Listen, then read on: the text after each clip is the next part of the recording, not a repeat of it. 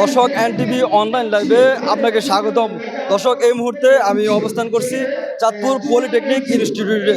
দর্শক আপনারা জানেন যে সারা দেশে 6 দফা আন্দোলনের দাবিতে কারিগরি ছাত্র আন্দোলন কিন্তু বিভিন্ন কর্মসূচি দিয়ে আসছিল। তার ধারাবাহিকতায় কিন্তু আজকে সারা দেশে একযোগে মহাসমাবেশে ডাক দিয়েছেন তারা। দর্শক আমি যদি আপনাদেরকে একটু দেখাই যে আসলে চাঁদপুর পলিটেকনিক ইনস্টিটিউটে তারা কিন্তু যে সমাবেশের আয়োজন করেছে সেই সমাবেশ কিন্তু কানায় কানায় পূর্ণ হয়েছে এবং সকাল থেকেই কিন্তু আন্দোলনরত যে ছাত্রীরা রয়েছে তারা কিন্তু ক্যাম্পাসে এসে অবস্থান নিয়েছেন। দর্শক আমরা এই মুহূর্তে এখানকার যে ছাত্র নেতৃবৃন্দরা রয়েছে, বান্ডেল থাকলে প্রতি সেনমানিতে টাকা বাঁচবে। বিকাশ সেনমানি বান্ডেল কিনে জিতুন প্রতি লেনদেনে। তাদের সাথে আসলে কথা বলে জানার চেষ্টা করব যে আসলে তাদের এই আজকের এই সমাবেশকে ঘিরে যে তাদের কেমন প্রস্তুতি এবং এই সমাবেশ সফল করার লক্ষ্যে তাদের আয়োজন কি এবং তাদের যে 6 দফা দাবি রয়েছে সেই দাবি বিষয়ে আমরা তাদের সাথে একটু কথা বলে জানার চেষ্টা করব। আপনাদের সমাবেশকে ঘিরে আজকের এই আয়োজন বিষয়ে এবং 6 দফা বিষয়ে একটু বলবেন। আচ্ছা, আমাদের যে 6 দফা, এই 6 দফা আজকে 6 দফা না, আমরা দীর্ঘ 8 মাস ধরে আন্দোলন করতেছি। সরকার পক্ষ থেকে আমরা কোনো আশ্বাস পাই নাই বলে হচ্ছে আমরা এখন কঠোর কর্মসূচিতে যেতে এসেছি। যদি আপনি আমাদের 6 দফার সম্পর্কে জানতে চান, আমাদের 6 দফা যে প্রথম যে 6 দফাটা যে গত হচ্ছে 2021 সালে ফেসিস্টের আমলে হচ্ছে এক রাতের মধ্যে হচ্ছে ওরা নিয়োগ দিয়েছে। তো হচ্ছে আমাদের যে নিয়োগটা দিয়েছে, আগে যারা ল্যাব সহকারী ছিল তাদের পদবীর নাম পরিবর্তন করা হয়েছে। ল্যাব সহকারী থেকে নাম পরিবর্তন করে ক্রাফট ইনস্ট্রাক্টর নাম পরিবর্তন করে তাদের গ্রেড ছিল হচ্ছে 17 থেকে 19, তাদের গ্রেড পরিবর্তন করে 13তম গ্রেডে আনা হয়েছে। তো আনার পরে তারা এখন হচ্ছে হাইকোর্টে রিট করেছে যে তাদেরকে পদোন্নতি দেওয়ার জন্য, এবং হাইকোর্ট হচ্ছে তাদের পক্ষে রায় দিয়েছে, তাদেরকে পদোন্নতি দেওয়া হয়েছে। যদিও এই যে তাদের পদোন্নতি দেওয়া হয়েছে, তার এই চাকরির দাবিদার বা এই চাকরিটা হচ্ছে আমাদের যারা ডিপ্লোমা হোল্ডার, এটা আমাদের, তারা কিভাবে নন টেক থেকে এসে তাদের শিক্ষাগত যোগ্যতা এসএসসি অথবা এসএসসি, একজন এসএসসি অথবা এসএসসি যোগ্যতা সম্পূর্ণ ব্যক্তি কিভাবে আমাদের ক্লাস নিবে, সেটা অবশ্যই আমাদের প্রশ্ন থেকেই যায়। আমরা তো এটা কখনো মেনে নিতে পারি না। এছাড়াও দেখা যাইতেছে যে আমাদের কারিগরি সেক্টরে নন টেকের পার্সন, যারা কারিগরি সম্পর্কে কোনো কিছু জানেই না, তারা হচ্ছে আমাদের কারিগরি সেক্টর পরিচালনা করতে আছে।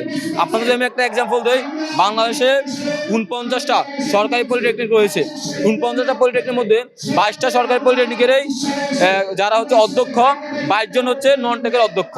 আপনি এখান থেকে বুঝে যেতে যে আমাদের কারিগরি সেক্টরে ধ্বংস করার মূল কারিগর হচ্ছে যারা নন টেকের, তারাই হচ্ছে আমাদের কারিগরি সেক্টরটাকে ধ্বংস করতে আছে। 3 নম্বর যে দাবি ছিল, আমরা হচ্ছে 10ম গ্রেডে চাকরি করি, আমাদের পদ হচ্ছে উপসহকারী প্রকৌশলী। কিন্তু বিভিন্ন ক্ষেত্রে দেখা যায় যে বিভিন্ন কোম্পানি, এটা সরকারি স্বায়ত্তশাসিত স্বশাসিত বা প্রাইভেট কোম্পানি, তারা কি করতেছে, তারা হচ্ছে শিক্ষাগত যোগ্যতা দিতেছে ডিপ্লোমা ইন ইঞ্জিনিয়ারিং, কিন্তু পদের নাম দিতেছে টেকনিশিয়ান। কিন্তু এটা হচ্ছে 1994 সালে গেজেট পাস হয়েছিল, আমরা হচ্ছে উপসহকারী প্রকৌশলী। তো হচ্ছে আমরা উপসহকারী প্রকৌশলী হওয়ার সত্ত্বেও আমাদেরকে কেন টেকনিশিয়ান হিসেবে পরিচয় দিতে লাগবে, এটা হচ্ছে আমাদের দাবি। যারাই হচ্ছে এই কাজটা করেছে তাদের বিরুদ্ধে ব্যবস্থা নিতে হবে। এছাড়া আমাদের আরেকটা দাবি হচ্ছে, আমাদের হচ্ছে কোনো মন্ত্রণালয় নাই, একটা দেশ গড়ার হাতিয়ার হচ্ছে ডিপ্লোমা ইঞ্জিনিয়াররা, পলিটেকনিক যারা পড়ে তারাই।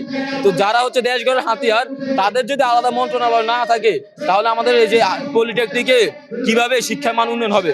তাই আমরা দাবি করেছি অতি দ্রুত একটা কারিগরি শিক্ষা মন্ত্রণালয় প্রতিষ্ঠা করা এবং কারিগরি শিক্ষা সংস্থার কমিশন গঠন করতে হবে।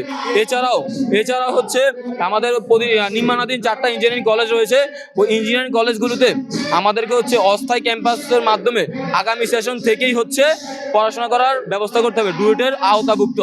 আর আমাদের প্রতি বছর 5 থেকে 6 লাখ স্টুডেন্ট বাইর হয়, কিন্তু তাদের জন্য দুঃখের বিষয় হচ্ছে কি, আমাদের ভার্সিটির সরকারি পাবলিক বিশ্ববিদ্যালয় হচ্ছে একটি মাত্র। তো সেই ক্ষেত্রে আমাদের জোর দাবি হচ্ছে আমাদেরকে একটা টেকনিক্যাল বিশ্ববিদ্যালয় নামে একটি বিশ্ববিদ্যালয় দিতে হবে। এই হচ্ছে আমাদের 6 দফা দাবি। এই 6 দফা দাবি যদি মানা না হয়, তাহলে সামনে হচ্ছে আমরা আরো কঠোর থেকে কঠোর কর্মসূচিতে যাব। দর্শক তিনি যেমনটা জানিয়েছেন যে আসলে 6 দফা দাবি সম্পর্কে তিনি জানিয়েছেন যে আসলে যদি এই 6 দফা দাবি যদি সেটা যদি মানা না হয়, তাহলে তারা এর চেয়ে কঠোর কর্মসূচিতে যাবে কেন্দ্রের নির্দেশ অনুযায়ী।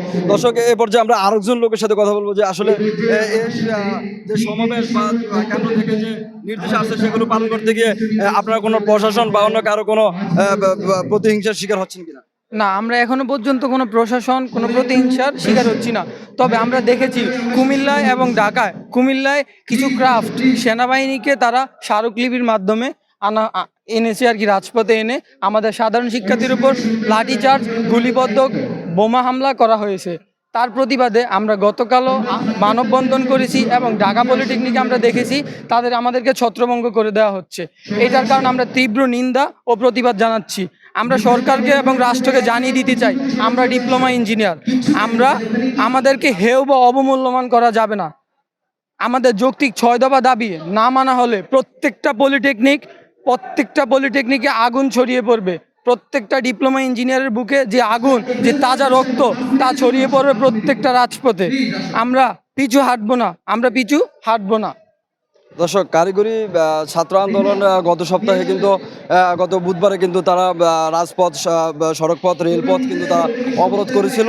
সেক্ষেত্রে কিন্তু জনসাধারণের ভোগান্তিও দেখা দিয়েছিল। তারপরে কিন্তু পরের দিন বৃহস্পতিবার কিন্তু তারা শিক্ষা মন্ত্রণালয়ের সাথে বসার কথা ছিল, কিন্তু শিক্ষা উপদেষ্টা না থাকার কারণে অতিরিক্ত সচিবের সাথে কিন্তু তারা সেখানে তাদের দাবি দেওয়া নিয়ে বসে। সেক্ষেত্রে কোনো ফলপ্রসূ আলোচনা না হওয়ার কারণে কিন্তু আজকের এই সমাবেশ তারা করতে বাধ্য হয়েছে। এবং তারা এই সমাবেশ থেকে তারা যেমনটা জানিয়েছেন যে আসলে যে যদি তাদের যে দাবি দেওয়া রয়েছে সেগুলো যদি তাদের দাবি দেওয়া যদি না মানা হয় তাহলে তারা কঠোর কর্মসূচি দিতে তারা বাধ্য হবে। দর্শক, চাঁদপুর পলিটেকনিক ইনস্টিটিউট থেকে আজকের সমাবেশের সর্বশেষ